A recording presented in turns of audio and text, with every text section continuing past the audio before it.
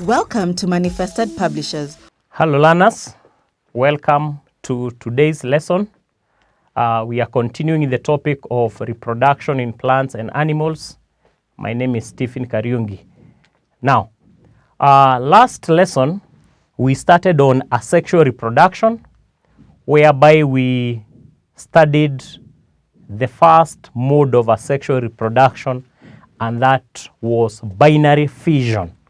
So today we look at the second, and this is spore formation. Spore formation, also known as sporulation, and this one is commonly found in most fungi. We have most fungi. We have some plants, e.g. mosses and the ferns.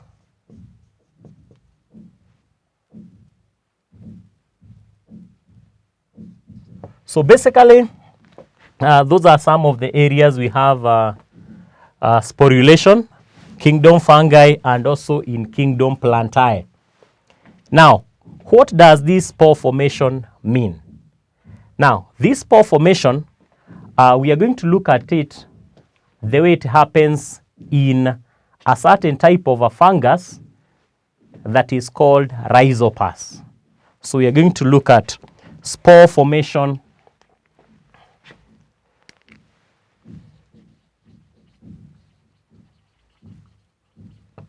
in rhizopus fungus. And the first thing, we shall say that a spore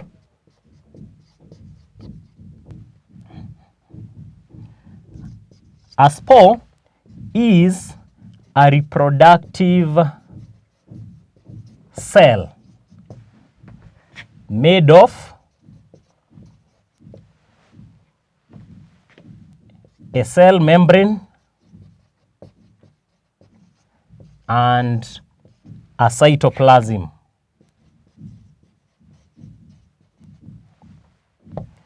Now, when that spore lands on a particular substrate, on a particular suitable substrate, for example, rhizopus fungus is the mold that grows on bread. When that spore lands on the bread, it starts germinating. It produces some enzymes that help it to digest the substrate. And therefore, it forms some filaments. And those filaments are known as hyphae. So, we can say that when the spore lands on a substrate, it produces enzymes that digest the substrate to release nutrients.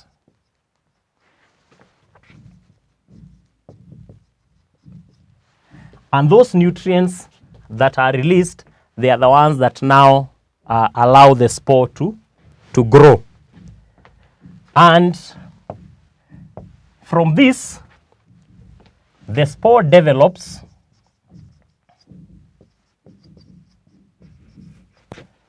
some filaments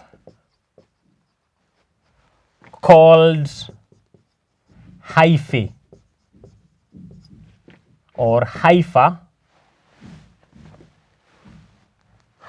or hypha in singular. So you find that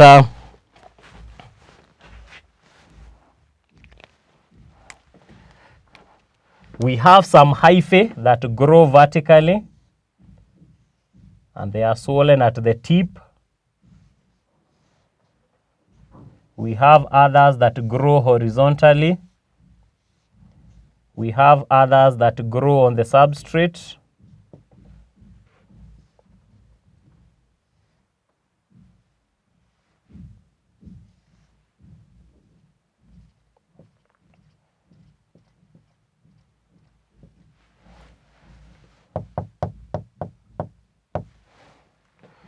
So, the horizontal filament or the hyphae, we call it the stolon.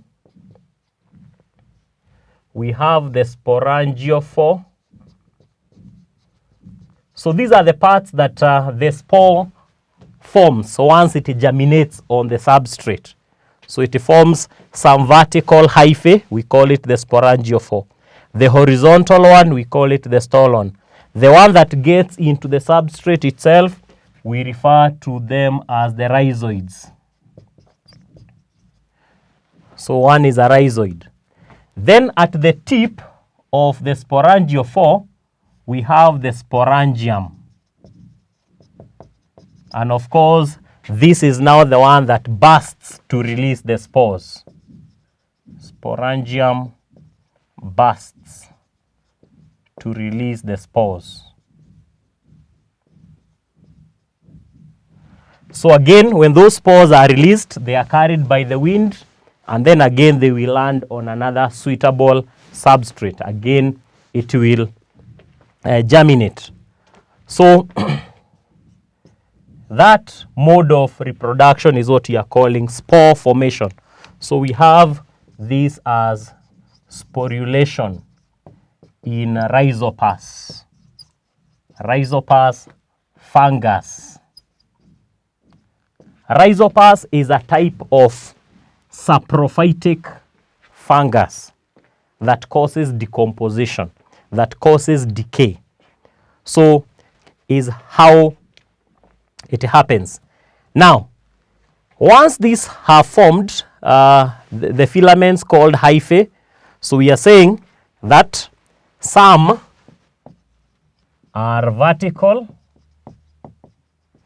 That means the vertical ones are called sporangiophores. Called sporangiophore, which swell at the tip. They swell at the tip, forming the sporangium.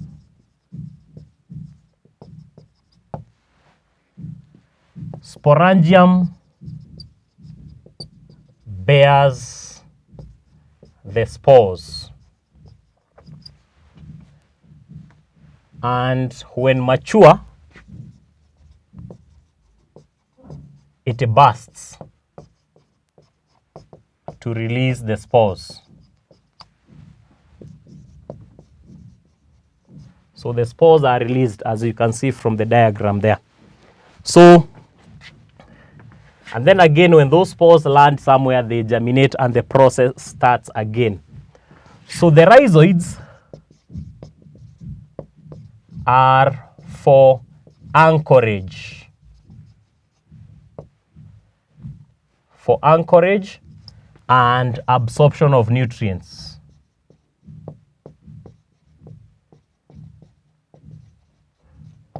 And water.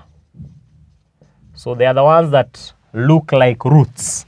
They absorb nutrients from the substrate. So the stolons help to spread so that it forms a very wide cover that is known as a mycelium. So we can say that the hyphae develop a large mass of vegetation or vegetative body called mycelium. Mycelia is the plural. So that is basically how the the spores reproduce. So the spores land on a suitable substrate, they produce enzymes, they obtain nutrients, and then they develop some filaments. Those filaments are known as hyphae. Some are vertical, others are horizontal, others get into the substrate. So we have the rhizoids, we have the stolons, the sporangiophores, sporangium that bears the spores, and so on and so forth. So we are saying that as it spreads, it covers a very wide mass, and that mass is what we call the mycelium. Now, it's also good to know that not all fungi have spore formation as the type of reproduction. So we are saying that this is commonly found in most fungi, most of them, but we have a few that have a different mode of reproduction. And for example, yeast. Yeast is different from this. We are going to look at the yeast in our next lesson. But we are saying that most fungi reproduce by spore formation. We also have some plants, such as the moss plant, the ferns, also reproducing by the use of spore formation. So we are going to have an assignment.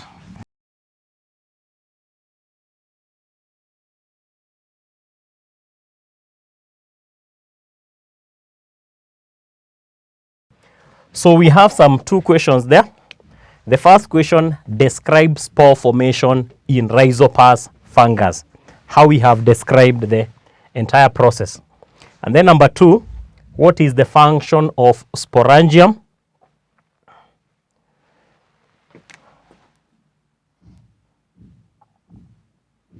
Rhizoids and spores in rhizopus fungus.